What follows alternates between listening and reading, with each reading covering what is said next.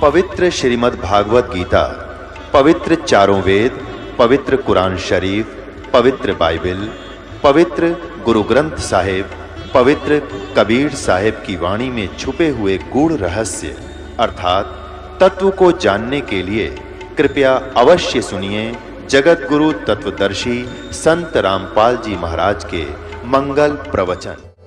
अब जैसे परमात्मा हमें याद दिलाते हैं कि आगे गए ना बावड़े, रहते भी सब जां, और बिन साहेब की बंदगी की तो ठोर ठिकाना ना।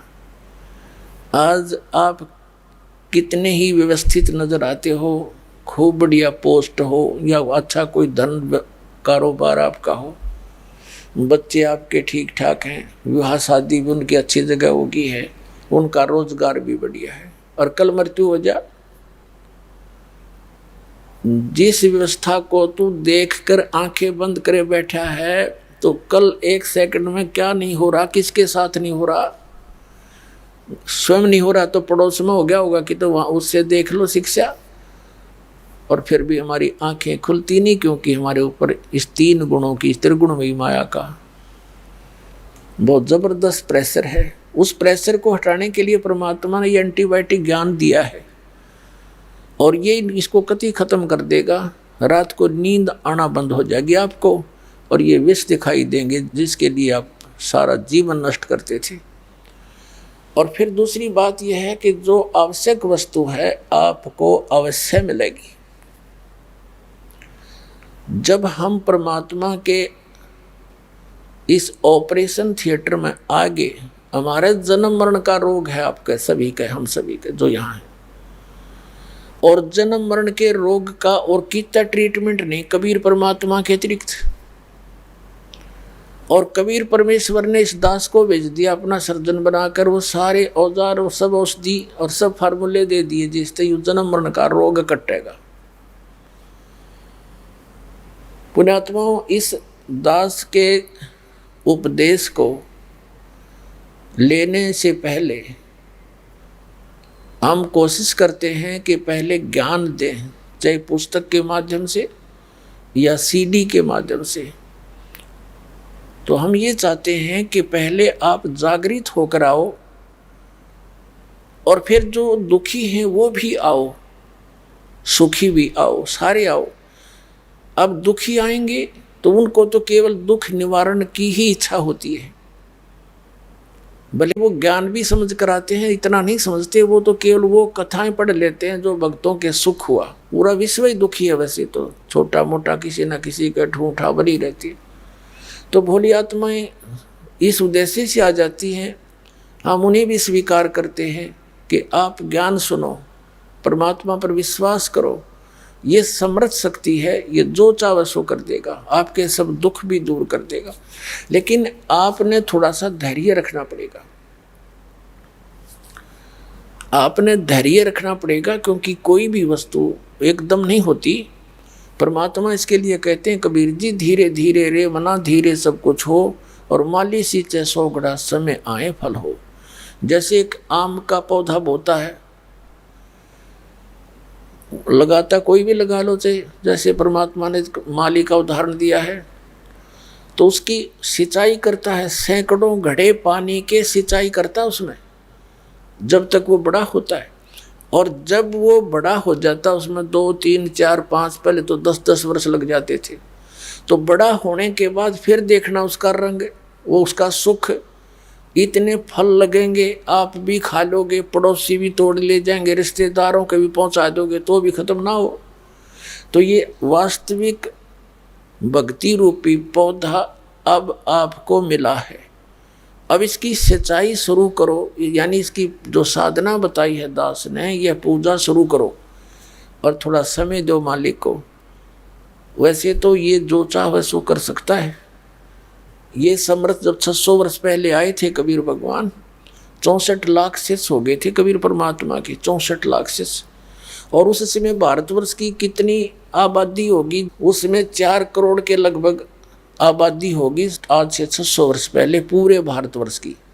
और भारतवर्ष कितना था, अफगानिस्तान, पश्चिमी पाकिस्तान, बलूचिस्तान और इराक, ईरान, गढ़, गजनी, ये यहाँ तक, और पश्चिमी पाकिस्तान और पूर्वी पाकिस्तान, ये सारा कुछ भारतवर्ष के अंदर था। और सब मिला करके मुश्किल से 4 करोड़ आबादी होगी, जनसंख्या।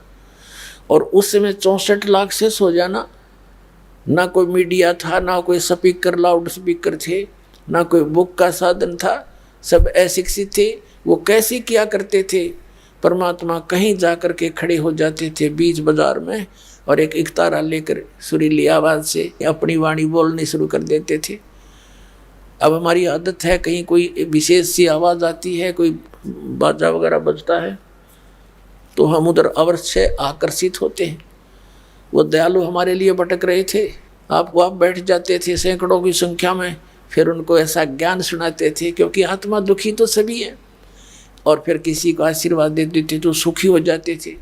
यानी इतने सुखी कर दिए, पर वो फेल हो गए सारे। वो सिर्फ झाड़ा लवाण आने लग गए मालिक के पास। दुखी हुए, दूसरे को बुला ले, हजर तो भी चाल उड़े, गुरु जी जाते ठीक कर दें। अपनात्माओं, जिस कारण से वो परमात्मा वेल नोन हो गए कि भी ऐसा संत नहीं, लेकिन आदत ये बन गई, उन्हें ज्ञान नहीं सुना और आशीर्वाद ले मालिक को, तो समर्थ थे। और हम उनके बच्चे, उनको उनसे दुख हमारा देखा नहीं जाता। अपने बच्चे का दुख पिता माता नहीं देख सकते, जहाँ तक उनकी शक्ति होगी, संभव होगा, वो दुख रहने नहीं दे उनका। और वो तो सक्षम थे। तो इस प्रकार उस परमात्मा ने ना जाने कितने को सुख दिया, 64 लाख चेले बन गए। और बाद में फिर एक पे छोड़ मारी थी उनको, एक परखी मारी थी, एक भी ना पाया, क्योंकि वो ज्ञान ग्रहण नहीं कर रहे थे। वो केवल स्वार्थ सुखों की प्राप्ति के लिए ही लगे हुए थे। तो पुण्यात्माओं, आपको दास ने, परमात्मा कबीर जी ने जब ये ज्ञान स्टार्ट किया ही था, ऐसे अब भी हो रहे हैं सबको, ऐसे सुख तो अब भी होंगे और होते रहेंगे। ऐसे ऐसे लीला की दाता ने, क्योंकि पहले ज्ञान नहीं मान रहे थे। सन 1994 से दास सत्संग कर रहा था गांव गांव में। अक्षेत्र ज़्यादा गांव का कवर किया हमने, क्योंकि हम गांव के रहने वाले थे। तो वहाँ क्या करते, ऐसे ऐसे सुख दिए, वह सोच भी नहीं सकते कि भगवान ऐसा करता है, और काफ़ी संख्या में लग गए। अब क्या होता, 4-5 सुख मालिक ने लगातार दे दिए ताकि ये मेरे तरफ दृढ़ हों, और एक ना हुए, बताओ, और वो आवश्यक ना हो, उसी में दिल टूट गया। नो क्योंकि मैं नहीं फायदा होया मेरे। वो जा बैठा, फिर वही माता का धोकन, वही जहाँ जाया करता वहीं फिर धक्के खाने लग गया। तो कहने का भावदास का ये है कि यहाँ आने से पहले आप पहले तो हमारा उद्देश्य समझो और फिर अपना समझो। यहाँ आने के बाद सुख तो आपको होगा ही होगा, इसमें तो दो राय है नहीं, क्योंकि ये समर्थ है, लेकिन वो अपने हिसाब से करेगा। आप यहाँ आओगे, राहत मिलेगी, फिर आप बैठकर सत्संग सुनोगे। जिनको ऐसा ऐसा कष्ट था, सब फेल हो लिए थे, डॉक्टर भी, झाड़े झपटे भी, संत महंत भी, सब जगह, और यहाँ आते मालिक ने दया कर दी। यह तो होना ही है आपका, लेकिन होगा जब आप पूर्ण रूप से विश्वास कर लोगे। तो इसलिए दास पहले आपको ज्ञान से परिपक्व करना चाहता है। ज्ञान होने के बाद फिर कोई एकाध, मान लीजिए कोई नहीं भी होता है कार्य, और वो ना होने का कारण भी मालिक ही जानता है कि वो होने से आपको हानि है या लाभ है, तो फिर इस तरह आपने इस परमात्मा के ज्ञान को ग्रहण करके तब इस मार्ग पर चलना है। तो दास जो कहना चाहे है, सारा कुछ भूमिका बना के कि यहाँ भक्त आवें, हमारे ज्ञान के उद्देश्य को समझें। ये जो जिसके लिए आप आए हो, तो ये तो भूल जाओ, ये तो आपको बिना मांगे मिलेंगे। ये हमारा यहाँ जो आप मांगने आते हो, वो तो हमारा वो जनरल स्टोर भी नहीं है, ये तो हम आपके लिए रखते हैं, क्योंकि यहाँ पर सब सुविधाएं आपको देनी पड़ेंगी, तभी आप परमात्मा को पहचान पाओगे। उस दयालु ने ऐसी भी दया कर रखी है, जैसे हमारा जो मूल उद्देश्य है आपके जन्म और मरण के रोग का नाश करना है। और ये भी मालिक को मालूम है कि जब तक आपको ये विश्वास नहीं होगा कि कबीर इज गॉड, ये ज्ञान से, तो भी आप इस मार्ग पर सफल नहीं हो सकते। तीसरा, दाता को ये भी मालूम है कि कितना ज्ञान सुना लें, जब तक कोई यो कांटा नहीं निकलेगा, इतने आवाज सुहावे नहीं। परमात्मा परमात्मा है, वो सब जानते हैं मेरे बच्चों को किस चीज़ की आवश्यकता है। तो आपके जो पाप रूपी कष्ट ये कांटे हैं, ये तो वो निकाल ही निकालेगा। उनके निकले बिना आपका विश्वास नहीं हो सकता कि भगवान है। नहीं तो कितने गीत गा लें हम, कितने प्रमाण दिखा लें, आपका कति विश्वास ना हो। तो वो परमात्मा वो भी विश्वास कराएगा आपको, आपको सुख भी देगा। लेकिन इन संसारिक सुखों के ही डिमांड के लिए, इनकी ही इच्छा के लिए आपने केवल इसीलिए ये नाम ग्रहण नहीं करना चाहिए। दास का कहने का तात्पर्य है। फिर जब आप इस मार्ग पर लग गए, तो जैसे डॉक्टर के ऑपरेशन थिएटर में रोगी आ जाता है, तो वहां पर डॉक्टर की ही चलेगी, मरीज की नहीं चलेगी। यदि वो रोगी अपनी चलाता है तो वो डॉक्टर को डिस्टर्ब कर रहा है, वो उसका इलाज नहीं कर पाएगा और ना वो करवा पाएगा। तो पुण्यात्माओं, आप जी मूल उद्देश्य ये लेकर आइएगा कि हम कितने दिनों से यहाँ धक्के खा रहे हैं, भटक रहे हैं, और आप क्या मांग लोगे? किसी का पुत्र नहीं है तो पुत्र मांगने आओगे, निर्धन है वो धन मांगने आएगा, रोगी है वो सवा सत्य मांगने आएगा। अब परमात्मा कहते हैं ये जो तुम मांगने आओगे, ये ऐसी विधि बताएंगे हम, ये तुम्हें पहले मिलेंगी, ये तो मिलेंगी ही मिलेंगी, ये समझ लेना। जैसे किसान गेहूं बीजता है, तो गेहूं बीजता है, उसका उद्देश्य गेहूं से तूड़ा बनाना नहीं होता। गेहूं बीजने का उद्देश्य उसका चारा भूस प्राप्ति नहीं होता। उसका उद्देश्य होता है कि मेरे बच्चे भूखे ना मरे, मुझे गेहूं प्राप्त हो, अन्न प्राप्त हो। और गेहूं बीजा जाता है तो भूस उसके साथ होता है, वो तो पहले बनेगा, भूस तो बनेगा ही बनेगा उसमें। तो कहने का भाव ये है कि जो वस्तु आप मांगने आते हो वो तो है भूस, और जो हम देना चाहते हैं वो है कणक, आपकी जीवन रक्षा। तो ऐसी विधि, ऐसी भक्ति आपको दी जाएगी कि जो डिमांड आप करने आए हो, कोई रोगी है उसका रोग दूर होगा, निर्धन है उसको आवश्यक वस्तु धन अवश्य मिलेगा। वो भक्ति विधि आपको बताई जाती है कि इसमें ये भूस तो बनेगा ही बनेगा। तो फिर मांगने की आवश्यकता नहीं रहेगी, आप इतने समझदार हो जाओगे। आप इस भक्ति को स्टार्ट करके देखो विश्वास के साथ। जो प्रथम मंत्र आपको दिया जाता है, ये हमारे शरीर के अंदर जो कमल बने हुए हैं, इन कमलों में जिस जिस भी देव का अधिपत्य है उसके मंत्र दिए जाते हैं। ये उनकी पूजा नहीं है। पूजा में और साधना में अंतर होता है। जैसे हमने आम की आवश्यकता है, आम हमारा पूज्य है। आम प्राप्ति के लिए हम क्या करते हैं? मजदूरी करते हैं। धन कमाने के लिए पैसा चाहिए और पैसे से फिर आम मिलेगा। तो हम जहाँ कोई मजदूरी करते हैं या कोई नौकरी करते हैं, कोई व्यवसाय करते हैं, धन कमाते, तो वह मजदूरी है, वो पूजा नहीं है आम की, वो उनकी पूजा नहीं है। आम पूजा आम की कर रहे हैं क्योंकि हमें आम की आवश्यकता है। आम मिले कैसे, उसके लिए वो साधना है, सारी प्रोसेस है वो। तो ऐसे इन भगवानों की जो हम आपको मंत्र देते हैं, ये इनकी पूजा नहीं है, इनकी मजदूरी है। या और इनकी जो हम आपको साधना बताते हैं, इसके करने से ये आपको ऑटोमेटिकली लाभ देना शुरू करेंगे, क्योंकि यहाँ के ये इंचार्ज हैं, श्री ब्रह्मा जी, श्री विष्णु जी, दुर्गा जी और ये गणेश जी, ये यहाँ के इंचार्ज हैं। इनके विभाग बांटे गए हैं और जो भी आप सत साधना करोगे शास्त्र अनुकूल, ये फल देंगे आपको यहाँ पर। अब जैसे आपने कोई कनेक्शन ले रखा है, बिजली का, टेलीफोन का कनेक्शन ले रखा है, जल और गैस का कनेक्शन ले रखा है, तो आप उनके जो टैक्स भरते हो उनकी पूजा नहीं करते। टैक्स भरोगे आपको सुविधा देंगे, आपके काम चलेंगे।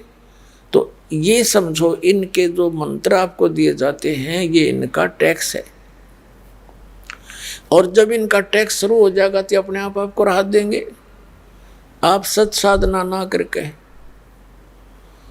आप निर्धन हो गए, और निर्धन होने से इन भगवानों ने जो राहत देनी थी वो बंद कर दी। कनेक्शन कट गए सारे।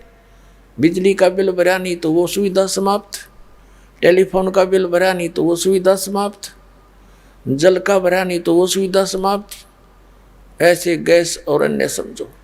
तो फिर उसको, जैसे कोई विदेश में चला जाता है और वहाँ कोई बिजनेस व्यापार करता है, उसको हानि हो जाती है, सब कनेक्शन कट जाते हैं, तो उसको दोबारा उसी विधि से ऊपर उठाया जाएगा।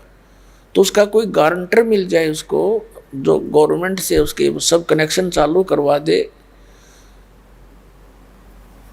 फिर वो सरकार उनको लाभ देना शुरू कर देती है, वो फिर अपना कमा करके उनका टैक्स देना शुरू कर देता है। तो दास जो आपका इन सभी यहाँ के प्रधानों के बीच में गारंटर बनेगा, और इन ब्रह्मा विष्णु महेश से आपको कनेक्शन चालू करवाएगा कि आपका ये टैक्स देते रहेंगे, आप इनकी सुविधा शुरू करो। जो जाप आप करोगे इनका, ये इनकी मजदूरी है और इनका टैक्स है, तो फिर ये ऑटोमेटिक ना चाहते हुए आपको सुविधा देनी पड़ेगी इनको।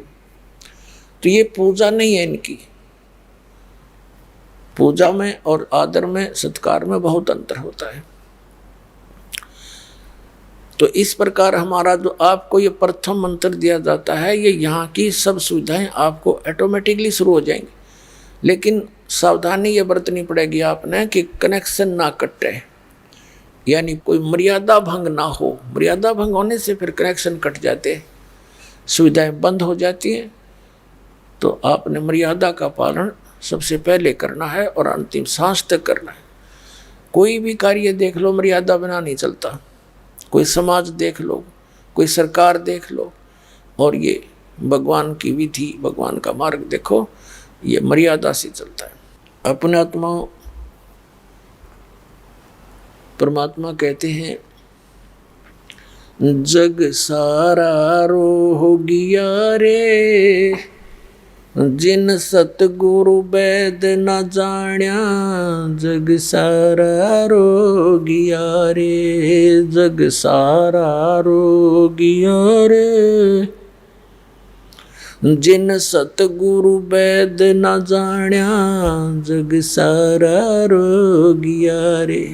जन्म मरण का रोग लग्या है, या तृष्णा बडरी खांसी, जन्म मरण का रोग लग्या है, या तृष्णा बडरी खांसी, आवागवन की डोर गले में, या पड़ी काल की फांसी, जग सारा रो गया रे, जिन सतगुरु वैद न जाण्या, जग सारा रो गया रे।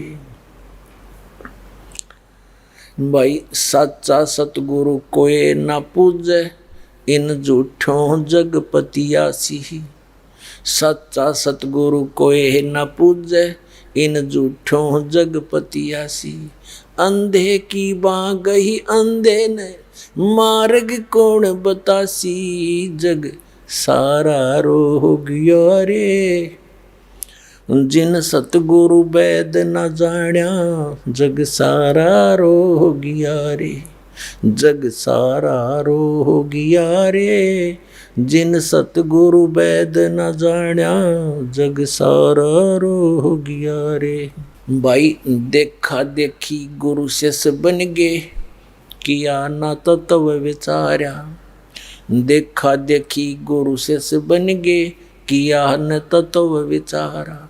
गुरु शिष्य दोनों के सिर पे यू काल ठोक पंजारा, जग सारा रोगिया रे।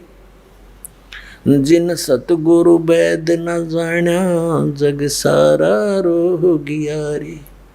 जग सारा रोगिया रे, जिन सतगुरु वैद न जाण्या जग सारा रोगिया रे।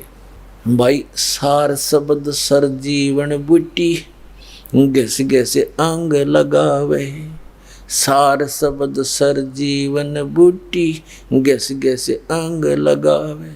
कहे कबीर तुम सतकर मानो, ये जन्म मरण मिट जावे। जग सारा रोगिया रे। जिन सतगुरु वैद न जाण्या जग सारा रोगिया रे। जग सारा रोगिया रे, जिन सतगुरु वैद न जाण्या जग सारा रोगिया रे। अपने आत्मा ये परमात्मा का ज्ञान है, उस मालिक का दिया हुआ। वो कहते हैं ये जन्म मरण का रोग लग गया, या तृष्णा बढ़ रही, खांसी और आवागमन आने और जाने की, जन्म और मृत्यु की, या डोर गले में और पड़ी काल की फांसी। फिर कहें साचा सतगुरु पूजे नहीं, इन झूठों जगपतियासी। और अंधे की बाह अंधे ने पकड़ रखी, बताओ मार्ग कौन बतासी। अपने आत्मा है। आप जी को शिक्षा का एक ऐसा उपहार मिल गया, आपके लिए शिक्षा वरदान बनेगी। क्योंकि हमारे सदग्रंथ जिनको हम शिरोधार्य मानते थे और मानते रहे हैं, उनमें ये भी हम मानते हैं कि इसमें जो लिखा फाइनल है, सही है। तो वही सदग्रंथ आज हमें गवाही दे रहे हैं कि जिनको तुम महर्षि, ऋषि, मंडलेश्वर, गुरु और ये ब्राह्मण ऋषि माना करते थे, इनको कख भी ज्ञान नहीं था भक्ति मार्ग का। इवन ब्रह्मा विष्णु महेश को भी ज्ञान नहीं भक्ति मार्ग का। तो अंधे की बाह पकड़ रहा अंधा, बता मार्ग कौन बतासी। पुण्यात्मा इस दास के साथ ये संघर्ष इसी कारण से हुआ था, क्रोथा कांड, कि दास ने इन सभी अज्ञानी ऋषि, महर्षि, मंडलेश्वरों की जो है ना वो थैली खाली करके दिखा दी। वो ISI मार्ग ला रहे थे और कख पाया ना। वेदों और गीता और पुराणों का नाम लेके और ये जो अपना अनुभव बता करके हमें ज्ञान सुनाया करते थे, अब उनके अनुभव को और अपने आदरणीय सदग्रंथों से उसको तुलना करके दिखा दिया कि हमारे सदग्रंथ ये बताते हैं और ये नकली ये बताते हैं। अब थोड़ी सी झलक दिखानी पड़ेगी आपको, नहीं तो ये बात कुनीन से भी कड़वी है कि ब्रह्मा विष्णु में इसको ज्ञान नहीं, और इनके पुजारी ऋषि महर्षि, ये नकली दानंद कैसे ऋषि महर्षियों को तो कख भी पता नहीं भक्ति मार्ग का। ये कलयुगी महर्षि था, इसका बड़ा बोलबाला था, हम भी इससे प्रभावित थे। लोक वेद सुन सुन के इसकी दंत कथा सुन रखी थी। बड़ा ऋषि था, वेदों का बड़ा ज्ञाता था। तो दास ने इसी उद्देश्य से इसके इतिहास को खोला था कि यदि इसका समर्थन हमें मिल जाता है, सत्यार्थ प्रकाश इसकी एक पुस्तक है, सारे जीवन की रचना, सारे जीवन का जो इसने डले डोहे जो साधना की सत्यार्थ प्रकाश में लिख दी कि मैंने इतना जाना भगवान को। तो उसको देखा, फिर भगवान की वाणी, परमात्मा की वाणी तो हमें पहले ही प्राप्त थी, लेकिन उससे मेल नहीं खाई, कहीं पर भी इसका सिर पैर नहीं मिला था। फिर वेदों को देखा, दया कर इस कबीर भगवान ने गीता जी को देखा, पुराणों को देखा, कुरान और बाइबल को देखा। वो तेरे की बताओ, गीता पढ़ने वाले गीता से परिचित नहीं, वेद पढ़ने वाले वेदों से परिचित नहीं, पुराणों को पढ़ने वाले पुराणों से परिचित नहीं। ये भगवान, यूँ तो आवा का आवा खराब। अविरोध तो होना ही था कि सबके विपरीत कहना, सब एक ही सुर में बोल रहे और दास उनके विपरीत कह रहा, सच्चाई कह रहा, लेकिन साच को आंच नहीं होती, ये भगवान का नियम है। और उसी का फल आज देख लो, 21 महीने जेल में भी डाल दिया दास को, तहस नहस कर दिया, क्रोधाश्रम सब लुटवा दिया, और आज मालिक ने फिर सिर पर रख लिया अपने बच्चों को। लेकिन हम किसी का बुरा नहीं मानते क्योंकि सभी अपने हैं। जैसे ये ऋषि में ऋषि थे जिनको हम बड़े पहुँचे हुए मान्या करते हैं, जैसे दुर्वासा जी के साथ यादवों के बालकों ने, यानी श्री कृष्ण जी के पुत्र प्रद्युम्न और 5-7 और इकट्ठे हो गए, दुर्वासा के साथ मजाक कर दिया। उस मजाक का इतना भयंकर श्राप दे दिया कि तुम्हारा नाश होगा, और सारे कटका मर गए यादव। और वो समर्थ कबीर भगवान के साथ ऐसा जुल्म गुजारे, जब सुनान लग जाता आंखों से आंसू नहीं खत्म हो आपकी। समय मिलेगा धीरे धीरे सुनाया करेंगे मालिक की, क्योंकि पहले तो दास चाहता है कि परमात्मा की अध्यात्म ज्ञान को सदग्रंथों के साथ जो है ऊपर उठाऊं, और फिर मालिक की गुणगान सुनाया करूंगा। फिर तो सब कोई यस होगा, नो तो हो ही नहीं सकती। तो एक बार इनके अज्ञान को ढा के कति खत्म करके इसको मिट्टी में मिला के और ज्ञान उभरेगा। फिर जो भी दास शब्द बोला करेगा, वचन कहेगा, सब कुछ स्वीकार्य होगा, सारी साची है, क्योंकि बगैर प्रमाण के दास कोई बात नहीं करता। तो इस कारण से परमात्मा ने किसी को श्राप नहीं दिया, ऐसे जुल्म गुजारे थे। किसको श्राप दे, किसको दुखी करे, वो तो 1 सेकंड में पूरे ब्रह्मांड का नाश कर सकते हैं। जो एक वचन से सब बना सकते हैं तो ढा भी सकते हैं। लेकिन अब पुण्यात्माओं, जब आप इस दास के पद पर होते तो पता लगता, जैसे परमात्मा मालिक है वो तो चलो, वो किसने मारे, सब वो शेख तबकी भी उन्हीं का बच्चा काल की भांगनी पी रहा था। एक शराबी बालक अपने पिता ने भी पीट दे, पर पिता का हाथ नहीं उठा करता बालक की तरफ, ठीक है भाई हौसमा होगा जब आप पर नमस्ते करेगा। तो ऐसे ही जब आप सभी शुरू में सब विरोध किया, गांव गांव हमारे साथ विरोध हुआ, जहाँ भी गए इसको ये कर देंगे, इसने हमारे देवता बंद करवा दिए, इसकी टांग काट देंगे, पता नहीं क्या सुनने को मिला, संघर्ष इतना करना पड़ा। अब उनकी वो भांग उतर गई, अब वो यहाँ दंडवत करते हैं आकर के जो विरोध किया करते थे, और गुणगान करते हैं, हम तो बर्बाद हो जाते हैं जब आपकी पालक की शरण नहीं मिलती। तो एक दिन पूरा विश्व ऐसा ही होगा, हमने कोई किसी से द्वेष नहीं। कबीर साहब कहते हैं, जो तोकू काटा बोवे ताको बो तो फूल, और तोहे फूल के फूल है वाको है त्रिशूल। और फिर हमारे साथ समर्थ है, फिर हमने किसी के साथ गिल्ला भी क्या है, जब मालिक साथ रहना चाहिए तो संसार तो फिर आपके साथ हो लेगा। जिसके साथ भगवान है तो हमारे साथ कबीर भगवान है, हम उसी के बच्चे हैं, सब अपने ही बच्चे हैं। दास का कति हृदय से दृष्टिकोण यही है, क्योंकि हमें ज्ञान हो गया, हमारा अंधेरा हट गया, हमने दूसरे कोई दिखाई नहीं देता, गरीब होते अमीर, हमने परमात्मा का बालक दिखाई देता है। अमीर है वो भी उसी का, कल मृत्यु हो जाए वो अमीर कहाँ रहेगा, वो तो सारा यहीं छोड़ गया, तो जोड़ा जाड़ा सारा वो तो एक सिंगल जाएगा वहाँ पर कंगाल होकर के। और वहाँ तो धनी वो होगा जिसके पास यह भक्ति होगी। कबीर सब जग निर्धना धनवंता ना कोए, और धनवंता सो जानिए जिस पर राम नाम धन होए। तो भगवान यहाँ के इस धन को ना देखता, उस राम नाम के धन न देखा, चाहे कंगाल के पास हो धन, उसको सीने से लगाएगा दाता, और सेठ के पास है वो भी परमात्मा के लिए प्यारा है। तो ये जो परमात्मा के इन प्रमाणों का, सच्चाई का इतना परिणाम हमें मिला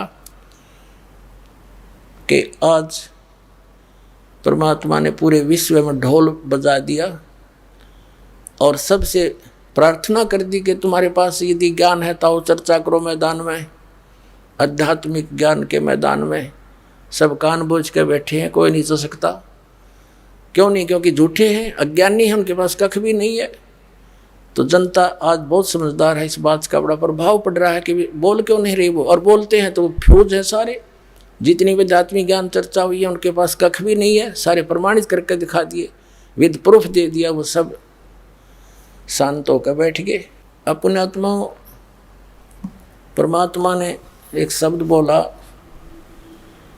अंधे की बाँ गई अंधे ने मार्ग कौन बतासी, और साचा सतगुरु कोई ना पूजाए झूठों जगपति आसी।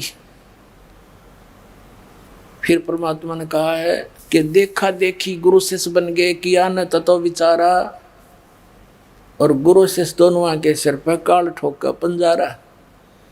यहाँ ये चाहे मंडलेश्वर पाके बैठे हो, चाहे आचार्य और शंकराचार्य अपने बैठे हो, और चाहे कितने ये गुरु पद प्राप्त करके अपने पुनों का नाश कर रहे हो, इस सत भक्ति के बिना, इस सच्चे मंत्र की कमाई के बिना वहाँ कोई सहारा नहीं जीव को। गुरु चेले दोनों पट्टेंगे ऊपर जा कर के। परमात्मा कहते दोनों के सिर पे काल ठोका पंजारा। तो उससे बचने के लिए एक ही तरीका है, सतलोक आश्रम बरवाला में आओ और ये सच्चा ज्ञान प्राप्त करो और नाम प्राप्त करो, सदा सुखी तेरे बालक भी सुखी। एक थोड़ी सी झलक दिखाते हैं, ये कितने ज्ञानी थे ब्रह्मा विष्णु महेश और ये ऋषि महर्षि। थोड़े से समय में सब क्लियर हो जाएगा अपने ही सदग्रंथों में देखिएगा। श्रीमद् देवी भागवत सचित्र मोटा टाइप गीता प्रेस गोरखपुर से प्रकाशित है। इसके संपादक हैं हनुमान प्रसाद पोदार और चिमन लाल गोस्वामी।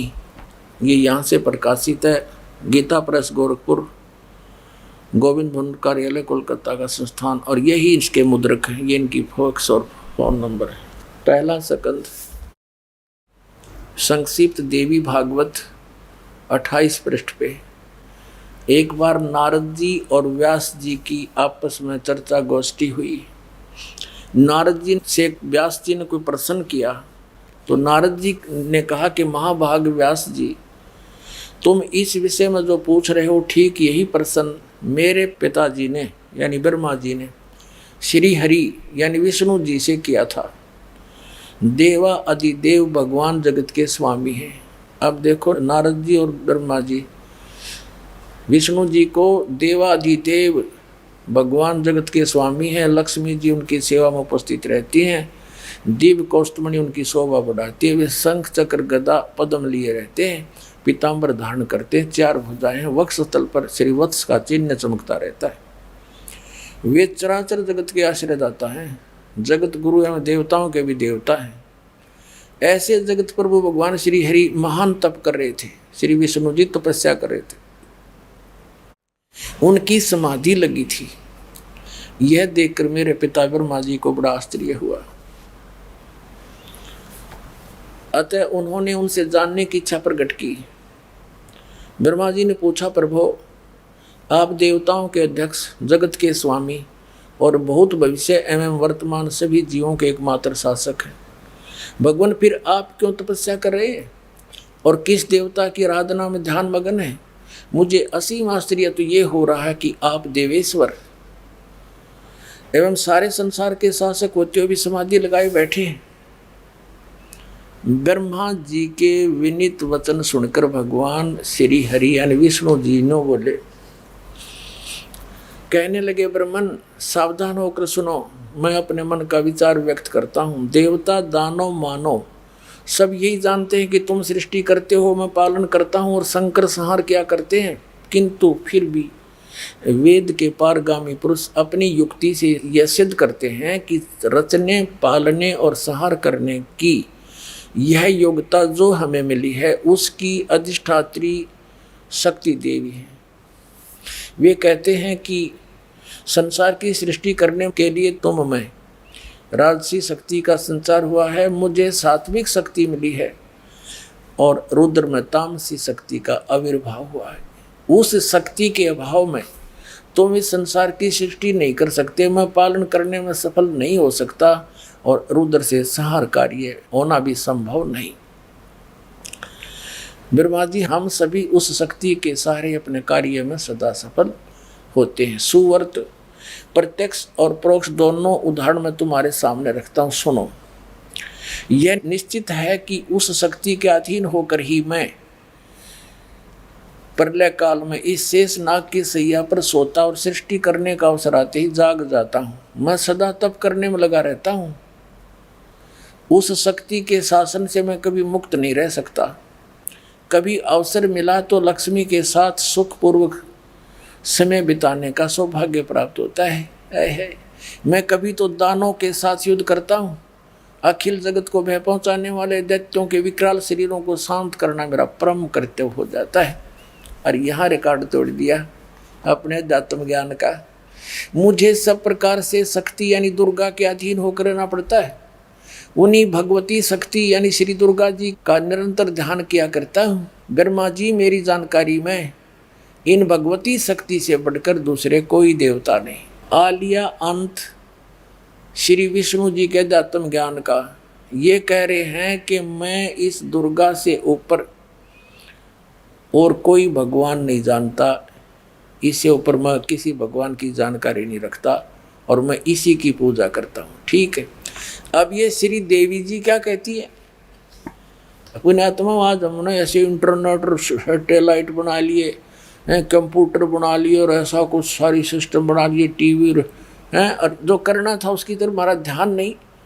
अब हमारा सारा ध्यान इधर डाइवर्ट होएगा। हम छक लिए, इन थोड़े दिन में छक लेंगे सारे टीवी देख कर, सारे दिन बकवास सुन के उब जाएगी आत्मा कति इस ज्ञान से। फिर देखना नए सिरे इसका एक कैसा आनंद आएगा, इसको एकदम ऐसा सुख आएगा आपको इस भक्ति में, इस सृष्टि के किसी भी पदार्थ में नहीं है। और सतलोक चले जाएंगे फिर। अब देखना 7वां स्कंद 562 पृष्ठ पर संक्षिप्त देवी भागवत। और यहाँ देखना देवी के द्वारा हिमालय को ज्ञानोपदेश और ब्रह्म स्वरूप का वर्णन। श्री दुर्गा जी ने हिमालय राजा को ज्ञान सुनाया। श्री देवी कहने लगी, पहले तो उसने अपने बारे में बताया कि मेरी पूजा करेगा तो इतना लाभ है। लास्ट में उसको बता दिया राजा को कि केवल ब्रह्म साधना कर और सब पूजा छोड़ दे, मेरी भी छोड़ दे। ये देखना श्री देवी जी कहने लगी, पर्वतराज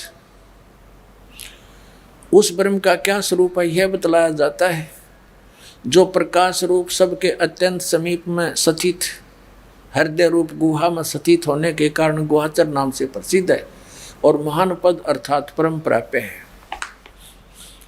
वह समस्त प्रजा के ज्ञान से परे है, अर्थात किसी की बुद्धि में आने वाला नहीं है, ये तुम जानो।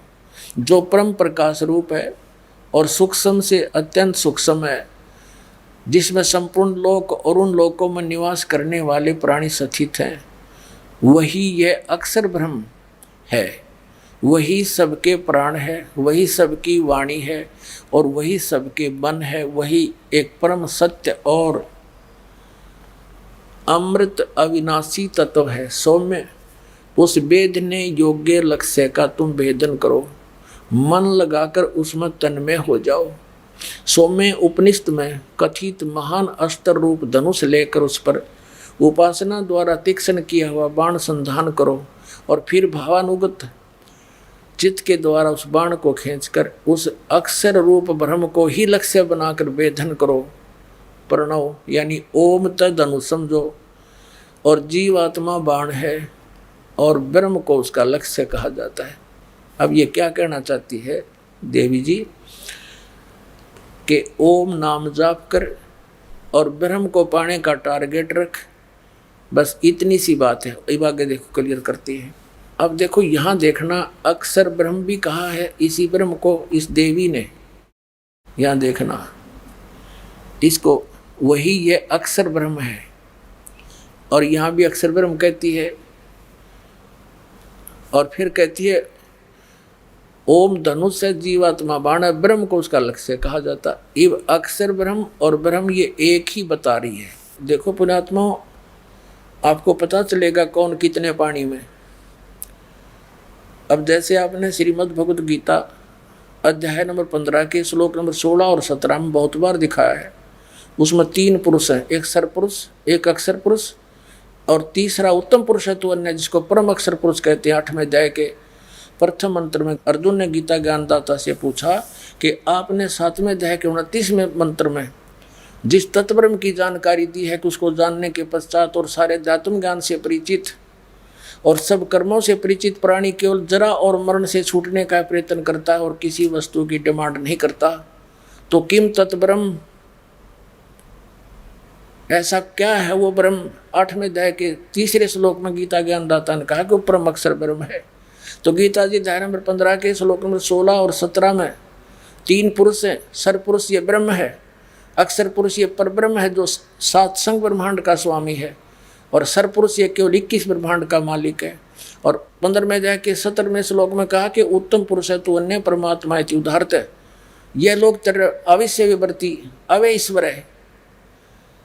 इन दोनों से सर और अक्षर पुरुष से उत्तम पुरुष यानी श्रेष्ठ भगवान तो कोई और है, वो परम अक्षर ब्रह्म है, और वही तीनों लोकों में प्रवेश करके सबका धारण पोषण करता, वास्तव में वो अविनाशी भगवान है। यहाँ सब विचलित है सब।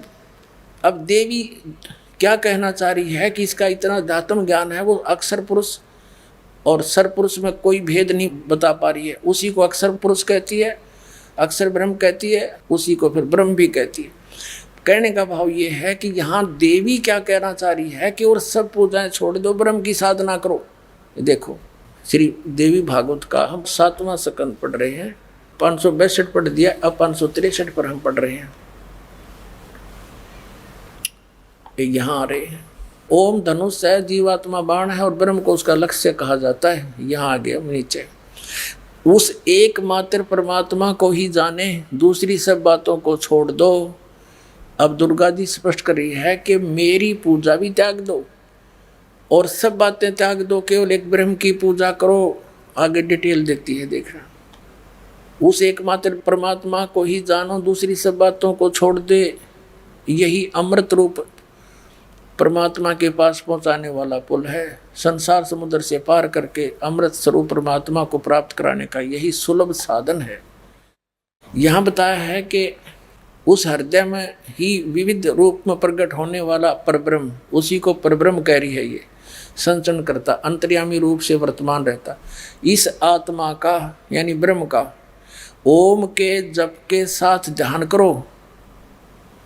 उससे अज्ञान में अंधकार से सर्वथा परे और संसार समुद्र से उस पार जो ब्रह्म है उसको पा जाओगे, तुम्हारा कल्याण हो।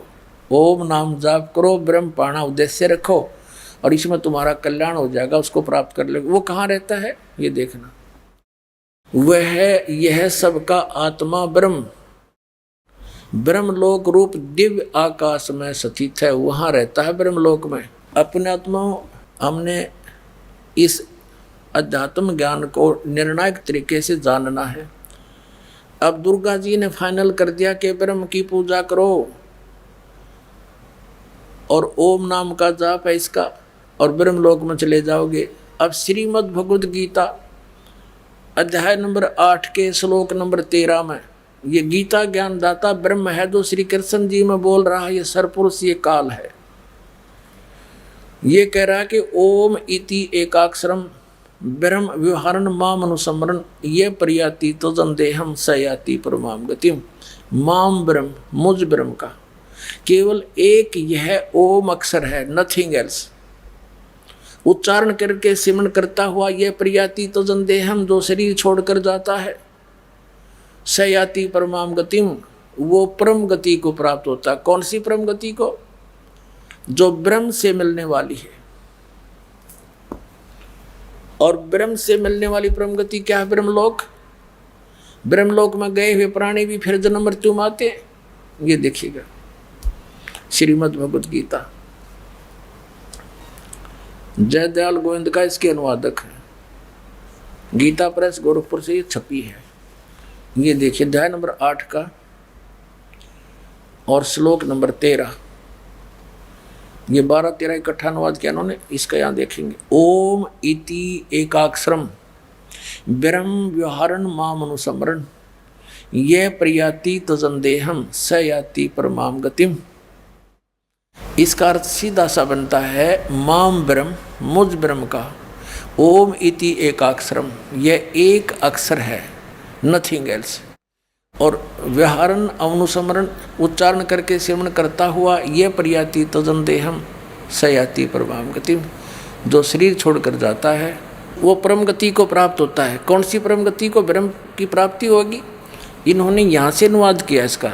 जो पुरुष ओम इस एक अक्षर रूप ब्रह्म को उच्चारण करता हुआ और उसके अर्थ स्वरूप मुझ निर्गुण ब्रह्म का चिंतन करता हुआ शरीर त्याग कर जाता हुआ पुरुष परम गति को प्राप्त होता है।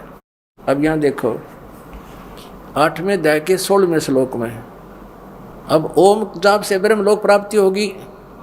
ओम नाम ब्रह्म का है। श्री देवी जी ने देवी पुराण में स्पष्ट कर दिया हिमालय को कि ओम नाम का जाप करो और ब्रह्म प्राप्ति का उद्देश्य रखो, तुम्हारा कल्याण हो।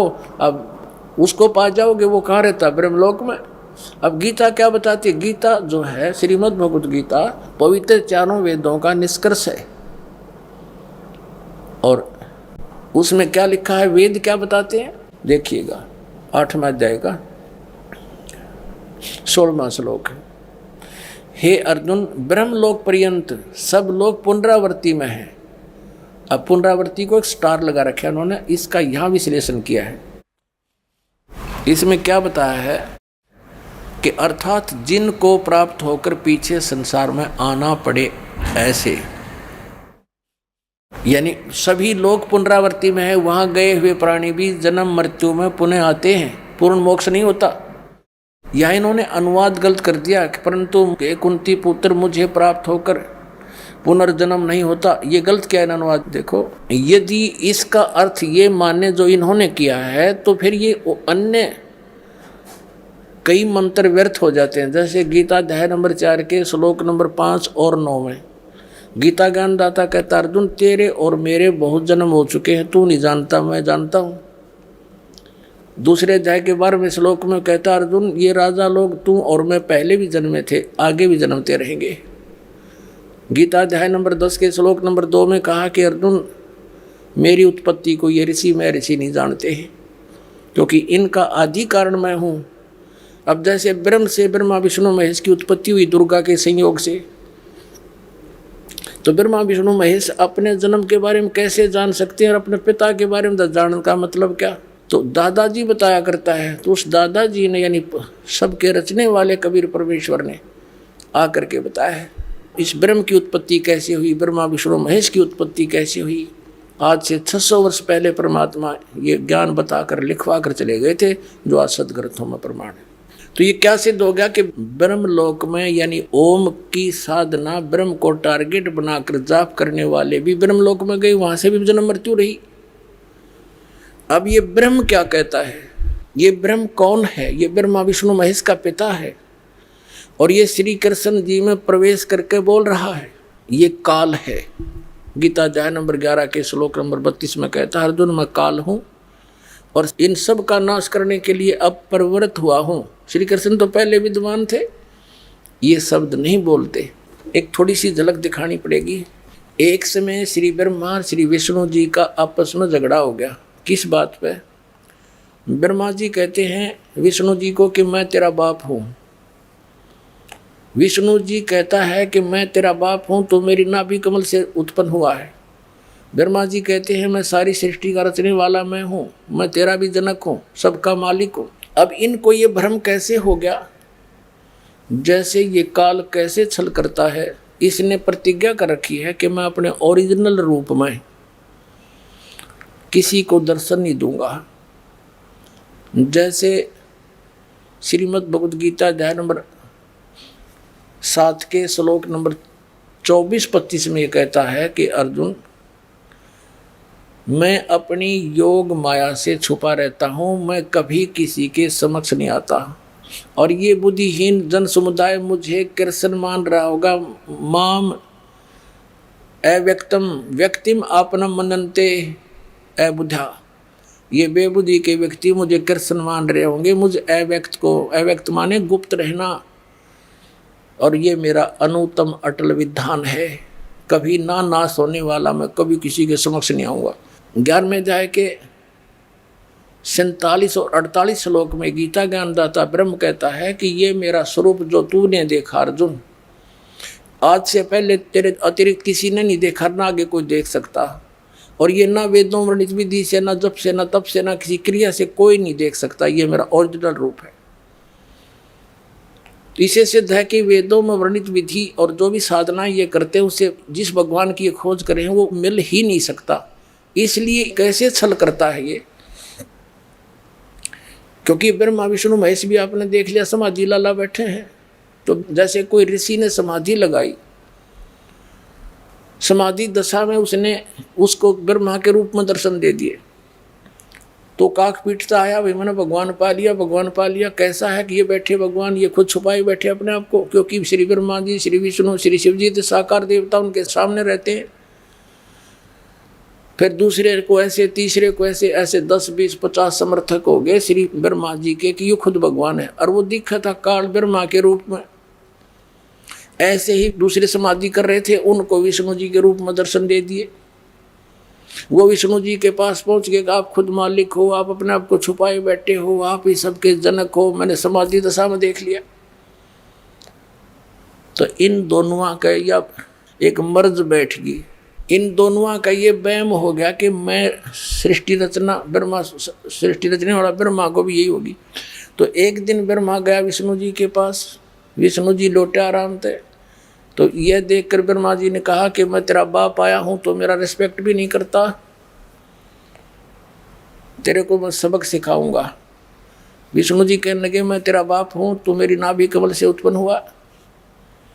इस बात पर दोनों का झगड़ा हो गया, युद्ध हो गया। इनके युद्ध को समाप्त करने के लिए इस काल भगवान ने इनके बीच में एक पिलर खड़ा कर दिया, तेजों में एक लिंग खड़ा कर दिया। और इतना लंबा चौड़ा, बहुत लंबा, उसकी लंबाई खूब ऊंचाई। तो उसके और छोर को खोजने के लिए दोनों ऊपर नीचे लागे घूमने, युद्ध बंद हो गया। फिर ये स्वयं आ खड़ा हुआ अपने पुत्र शिव के रूप में। अब यहाँ नो भ्रम पड़ा रहा अभी तक, ये सबको धोखा दे कर रखता। अब इस थोड़े से कंसेप्ट में ये क्लियर होगा कि गीता ज्ञान बोला किसने और बोलने वाला कौन है। वो ब्रह्मा विष्णु महेश का पिता है। ये देखिएगा श्री शिव पुराण, गीता प्रेस गोरखपुर से प्रकाशित है।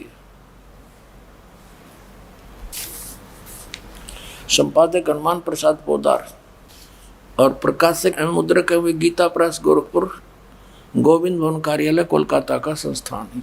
ये देखिएगा, ये 24 पृष्ठ पे ब्रह्मा और विष्णु लड़ रहे थे, इनके बीच में ये पिलर खड़ा कर दिया। और फिर ये आप आ गया इनके बीच में, न लग गया ज्ञान सुनाने। ये देखिएगा 25 पृष्ठ पे विद्वेश्वर संहिता। अब ब्रह्मा और विष्णु ने पूछा, प्रभु इस काल से शिव रूप में आ गया, ये शिव रूप में सृष्टि आदि 5 कर्तव्यों के लक्षण क्या हैं, यह हम दोनों को बताइए। भगवान शिव बोले, मेरे कर्तव्यों को समझना अत्यंत गहन है, तथापि कृपा पूर्वक तुम्हें उनके विषय में बता रहा हूँ। अब आगे आ जाओ, हम अपने मतलब की बात पढ़ लेंगे। 26 पे हम पढ़ रहे हैं संक्षिप्त शिव पुराण विद्वेश्वर संहिता। अब ये काल उनको कह रहा है, दोनों को, ये शिव रूप में आ गए। ये क्या कह रहा है, पुत्रों तुम दोनों ने, ब्रह्मा और विष्णु को पुत्र कह रहा है, तपस्या करके प्रसन्न हुए मुझ परमेश्वर से सृष्टि और सतीथि नामक 2 कृत प्राप्त किए हैं। ये देखो कैसा कमाल कर रखा है। कहते तुमने तप किया और मन प्रसन्न होकर तुमको ये 2 जॉब दे दिए, 2 विभाग, सृष्टि और सतीथि। ईंग लगी ना फटकड़ी, पहले इन बटड़े डुबाए, तपस्या करवाई, इनको चार्ज करवा दिया, बैटरी होगी, सिद्धि आ गई, इनको भी ये 2 महकमे दे दिए दोनों को। अब तुम फोड़ो कर्म। अब देखो, पुत्रों तुम दोनों ने तपस्या करके प्रसन्न हुए मुझ परमेश्वर से सृष्टि और सतीथि नामक 2 कृत प्राप्त किए। ये दोनों तुम्हें बहुत प्रिय हैं। इसी प्रकार मेरी विभूति स्वरूप, यानी मैं इस रूप में खड़ा हूँ, मेरे जैसे रूप वाले रुद्र और महेश्वर ने 2 अन्य उत्तम कृत्य, यो ने है मैं नहीं है, गलती से लिखा है, रुद्र और महेश्वर ने ये 2 अन्य उत्तम कृत्य संहार और तिरोभाव मुझसे प्राप्त किए हैं, परंतु अनुग्रह नामक कृत्य दूसरा कोई नहीं पा सकता। अब देखो, ब्रह्मा और विष्णु ये दोनों हो गए, रुद्र और महेश्वर 4 हो गए, बोलनिया 5वां। अब ये बोलने वाला कौन है, ये काल है, यो ब्रह्मा विष्णु महेश इन सब का पिता है। अब ये आगे क्या ज्ञान दे रहा है कि मेरा ओम नाम है और ये 5 अवयव से बनकर एक अक्षर हो गया। ये देखो 26 पृष्ठ पे संक्षिप्त शिव पुराण पे, यहाँ आगे मैंने पूर्व काल में अपने स्वरूप भूत मंत्र का उपदेश किया है, जो ओंकार के रूप में प्रसिद्ध है। वह मंगलकारी मंत्र है। सबसे पहले मेरे मुख से ओंकार ओम प्रकट हुआ, जो मेरे स्वरूप का बोध कराने वाला है। ओंकार वाचक है, मैं वाच्य हूँ। ये मंत्र मेरा स्वरूप ही है। प्रतिदिन ओंकार का निरंतर स्मरण करने से मेरा ही सदा स्मरण होता है। मेरे उत्तरवर्ती मुख से अकार का, पश्चिम मुख से उकार का, दक्षिण मुख से मकार का, ए ऊ मैं, और पूर्ववर्ती मुख से बिंदु का, मध्यवर्ती मुख से नाद का प्राकट्य हुआ है। इस प्रकार 5 अवयवों से युक्त ओंकार का विस्तार हुआ है। इन सभी अवयवों से यानी विभागों से, पार्ट से एकीभूत होकर यह प्रणव यानी ओम नामक एक अक्षर हो गया सिद्ध। अब यहाँ इन्होंने ओम नमः शिवाय ये मंत्र नहीं है, अनुवादकर्ता का अपना ज्ञान है ये, इसलिए इसको अलग लिखाई में भी लिखा है। यह 5 अक्षर मंत्र है, नहीं, ये तो ओम है। ये ओम है 5 अक्षर मंत्र। ये 5 अवयव से युक्त ओंकार का विस्तार हुआ है। इन सभी अवयव से एकीभूत होकर, 5 से एकीभूत होकर ओम नामक एक अक्षर हो गया। ये ओम नमः शिवाय नहीं है, ये 5, ये तो ओम ही है सीधा। अब इससे क्या सिद्ध हो गया कि ओम किसका मंत्र है? ये ब्रह्मा विष्णु महेश के पिता का। और गीता किसने बोली? इस काल ने। ये 8वें अध्याय के 13वें श्लोक में आपने देख लिया। ओम इति एकाक्षरम ब्रह्म विहारण मामनुसमरण ये प्रियाति तजन देहम सयाति परमाम गतिम। मुझ ब्रह्म का केवल एक ओम मंत्र है, और जो इसका अंतिम सांस तक सिमरण करके शरीर छोड़कर जाता है तो इस ओम से मिलने वाली परम गति ब्रह्मलोक प्राप्ति होती है। ब्रह्मलोक में गए हुए प्राणी भी जन्म मृत्यु में आते हैं। गीता ज्ञानदाता 2 अध्याय के 12वें श्लोक में गीता में, और 4थे अध्याय के 5 और 9 में 10वें अध्याय के 2 श्लोक में स्पष्ट करता है कि अर्जुन तेरे और मेरे बहुत जन्म हो चुके हैं, तू नहीं जानता मैं जानता हूँ। यानी गीता ज्ञानदाता का उपासक भी जन्म मृत्यु के रोग से नहीं छूट सकता। इसलिए गीता अध्याय नंबर 15 के श्लोक नंबर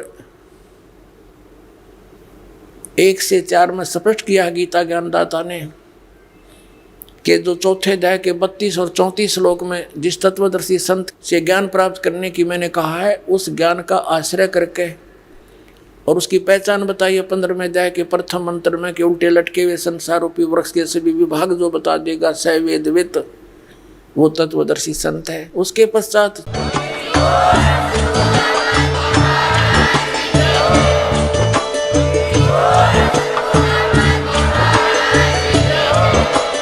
आप सुन रहे थे जगत गुरु तत्वदर्शी संत रामपाल जी महाराज जी के मंगल प्रवचन। अधिक जानकारी के लिए विजिट कीजिए हमारी वेबसाइट www.jagatgururampalji.org। संत रामपाल जी महाराज जी के शुभ आशीर्वाद से पूरे विश्व भर में 500 से भी ज्यादा नाम दीक्षा केंद्र हैं, जिन पर संत रामपाल जी महाराज जी द्वारा ऑनलाइन निशुल्क नाम दीक्षा दी जा रही है। अपने नजदीकी नाम दीक्षा केंद्र का पता करने के लिए संपर्क करें 8222880541।